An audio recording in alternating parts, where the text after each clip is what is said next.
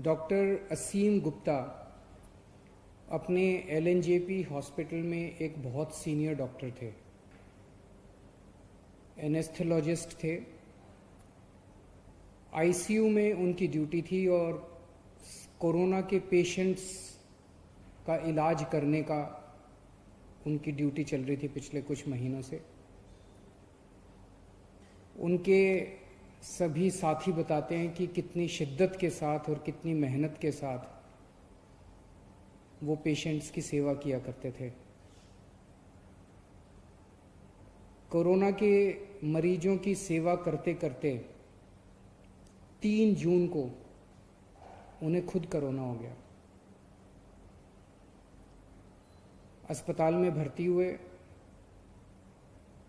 और अंत में वो कोरोना से लड़ते लड़ते हम सबको छोड़ के चले गए।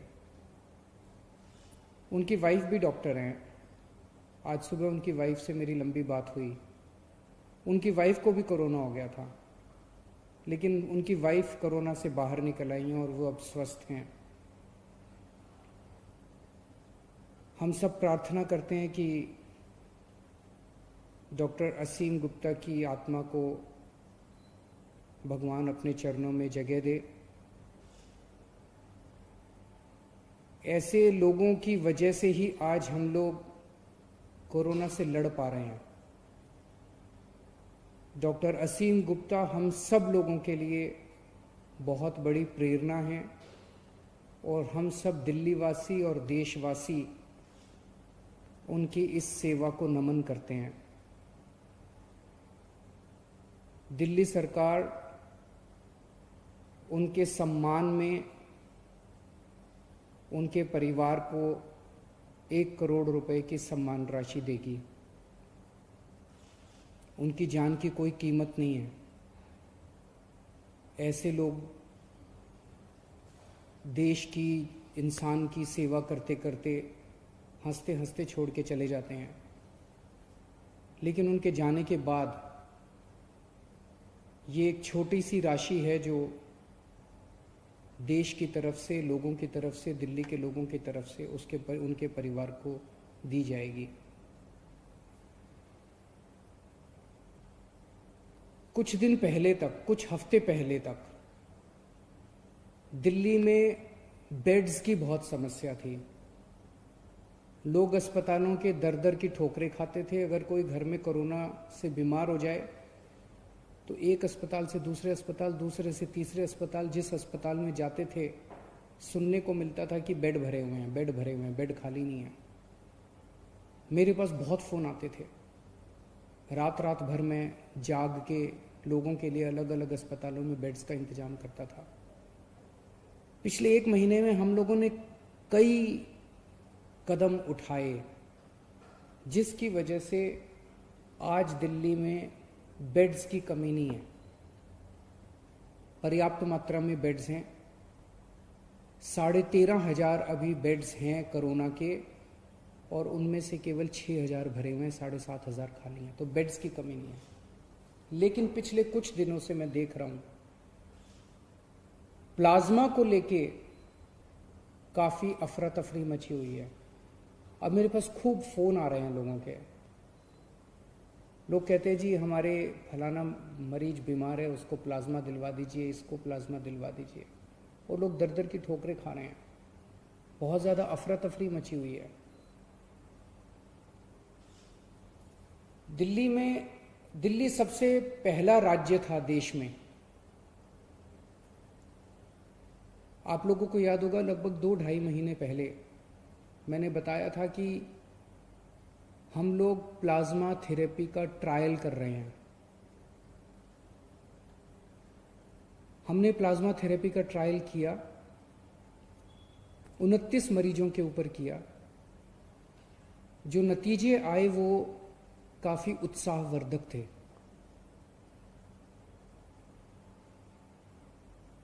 कोरोना में 2 चीज़ें होती हैं मरीज को।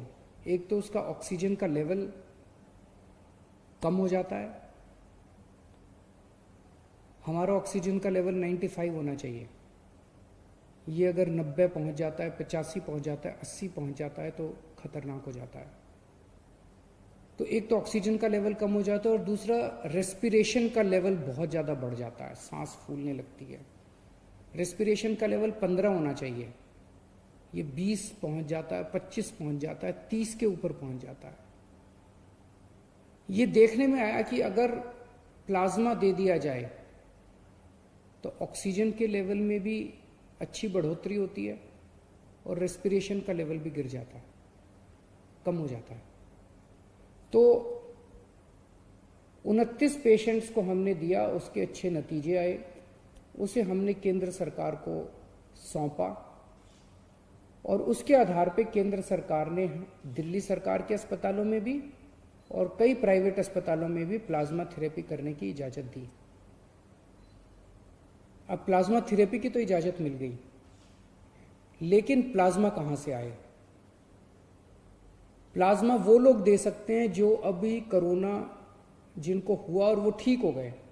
जिन्हें कोरोना हुआ और वो ठीक हो गए, उनके खून के अंदर एंटीबॉडीज बनती हैं जो उन्हें कोरोना से बचाती हैं। अगर उनके खून से प्लाज्मा निकाल के कोरोना के मरीज को दे दिया जाए तो कोरोना का मरीज जल्दी ठीक हो जाता है, उसके शरीर में भी एंटीबॉडीज बननी चालू हो जाती हैं। तो इस टाइम लोग प्लाज्मा लेने के लिए दर दर की ठोकरें खा रहे हैं। इसीलिए दिल्ली सरकार ने तय किया है कि हम दिल्ली में प्लाज्मा बैंक बनाएंगे। ये अपनी तरह का पहला प्लाज्मा बैंक होगा कोरोना के मरीजों का इलाज करने के लिए। देश भर में ये शायद पहला प्लाज्मा बैंक होगा। हम ये नहीं कह रहे कि केवल सरकार प्लाज्मा ले पाएगी और अगर कोई प्लाज्मा डोनेट करना चाहे तो कोई और नहीं ले सकता, हम ये नहीं कह रहे। अगर कोई फैमिली है, उन्हें प्लाज्मा चाहिए, उनका दूसरा कोई रिश्तेदार है, वो कोरोना से ठीक हुआ, वो दे रहा है, तो ले लें, हमें कोई दिक्कत नहीं है। जो हमारा मकसद है, जो अभी एफर्ट्स चल रहे हैं उसको और मजबूत करना, उसको कमज़ोर करना नहीं है। तो हम प्लाज्मा बैंक बनाएंगे, दिल्ली सरकार प्लाज्मा बैंक बनाएगी। इसकी जो भी औपचारिकताएं हैं वो पूरी कर ली गई हैं पिछले 2-3 दिन में। और इस प्लाज्मा बैंक से सभी को प्लाज्मा मिलेगा, चाहे वो सरकारी अस्पताल हो या प्राइवेट अस्पताल हो। कोई सीधे ILBS जो हमारा अस्पताल है दिल्ली सरकार का, वहां पे प्लाज्मा बैंक बनाया जाएगा। अगर किसी को प्लाज्मा चाहिए तो डॉक्टर को या अस्पताल को प्रिस्क्राइब करना पड़ेगा, लिख के देना पड़ेगा कि इनको प्लाज्मा थेरेपी की जरूरत है। कोई खुद के नहीं कह सकता कि मेरा फलाना बीमार है इसलिए मुझे प्लाज्मा दे दो। डॉक्टर की रिकमेंडेशन जरूरी है और डॉक्टर या हॉस्पिटल ILBS को अप्रोच करेंगे और ILBS उन्हें प्लाज्मा दे देगा। ये प्लाज्मा बैंक हमारा 2 दिन में शुरू हो जाएगा। इसकी सारी कार्रवाई हम लोग पूरी कर लेंगे, लेकिन इसमें सबसे इम्पोर्टेंट चीज़ है, जो लोग ठीक हो गए हैं उन लोगों को सामने आके प्लाज्मा डोनेट करना पड़ेगा। अभी भी लोग कर रहे हैं, लेकिन इस कोई व्यवस्था नहीं है। अब इसकी व्यवस्था बना दी जाएगी। तो जो लोग ठीक हो गए उनसे मेरी हाथ जोड़ के प्रार्थना है, जिंदगी में किसी की जान बचाने के कम मौके मिलते हैं, ये मौका आपको मिला है। मेरी सब लोगों से जो लोग कोरोना से ठीक हो गए उन सब लोगों से प्रार्थना है हाथ जोड़ के कि आप सब लोग सामने आके खुल के प्लाज्मा डोनेट कीजिए ताकि दूसरों की जान बचाई जा सके। एक तरह से यही सच्ची भगवान की सेवा है, एक तरह से यही सच्ची भगवान की भक्ति है। मैं ये बता दूं कि ये गलत फहमी ना हो कि प्लाज्मा कोई संजीवनी बूटी है, प्लाज्मा से सबकी जान बच जाएगी। अगर कोई पेशेंट अंतिम स्टेज में पहुंच चुका है, कोमॉर्बिडिटीज़ हैं, दूसरी बीमारियों से घिरा हुआ है, मल्टी ऑर्गन फेलियर हो चुके हैं, वेंटिलेटर पे जा चुका है, ऐसे पेशेंट्स को बचाना मुश्किल होता है। लेकिन जो पेशेंट्स अभी मॉडरेट स्टेज में हैं, अभी उनकी स्थिति खराब नहीं हुई है बहुत ज़्यादा, उनके लिए ये मददगार साबित होता है, इतना समझ लिया जाए। LNJP के हमारे जो हेड हैं डॉक्टर सुरेश, उनसे मैंने बात की। उन्होंने बताया कि अभी पिछले कुछ दिनों में उन्होंने 35 मरीजों को प्लाज्मा दिया है, जिसमें से 34 बच गए, एक की मौत हुई। एक और दिल्ली का प्राइवेट बड़ा हॉस्पिटल है, उनसे जब मेरी बात हुई, उन्होंने 49 लोगों को प्लाज्मा दिया, 46 लोग बच गए। मैं ये नहीं कह रहा, हो सकता है ये जो 34 लोग हैं और 46 लोग हैं वैसे भी बच जाते उनमें से कितने, लेकिन ये एक आंकड़ा है, उसमें से कितने बचते कितने नहीं बचते कह नहीं सकते। जो डोनर्स हैं उनके मन में गलत फहमियां हैं। एक तो डोनर्स को ये लगता है कि मैं दोबारा प्लाज्मा देने जाऊंगा, कोरोना के अस्पताल में जाऊंगा, कभी दोबारा कोरोना ना हो जाए। वैसे तो दोबारा कोरोना नहीं होगा, लेकिन फिर भी हमने व्यवस्था ILBS में की है। ILBS कोरोना अस्पताल नहीं है। आपके आने का, जाने का, टैक्सी का सारा इंतजाम दिल्ली सरकार करेगी। बस आप हाँ कह दीजिए कि मैं कोरोना देना चाहता हूँ, मैं प्लाज्मा देना चाहता हूँ। और ILBS में अच्छी व्यवस्था की हुई है। मेरे ख्याल से आधा घंटा पौना घंटा लगता है आदमी को वो देने के लिए। अगले कुछ दिनों के अंदर हम नंबर जारी कर देंगे। उस नंबर पे जो जो लोग देना चाहते हैं उस नंबर पे कॉल करके, व्हाट्सएप करके हमें बता सकते हैं कि मैं देना चाहता हूँ, और उनसे संपर्क करके उनसे सारा इंतजाम कर दिया जाएगा उनसे प्लाज्मा लेने का। सरकार की तरफ से भी हम कॉल करेंगे, जितने पेशेंट्स अभी ठीक हुए उन लोगों को, उन्हें मनाया जाएगा, उन्हें प्रेरित किया जाएगा कि ज़्यादा से ज़्यादा लोग अपना प्लाज्मा दें। और ये जितने एंटीबॉडी टेस्ट हो रहे हैं, ये एंटीबॉडी टेस्ट से भी बहुत सारे ऐसे लोग हैं जिन्हें कोरोना हो गया, ठीक हो गए, पता भी नहीं चला। एंटीबॉडी टेस्ट से पता चलेगा कि उसके अंदर एंटीबॉडीज बन रही हैं, वो कोरोना होकर ठीक हो चुका है।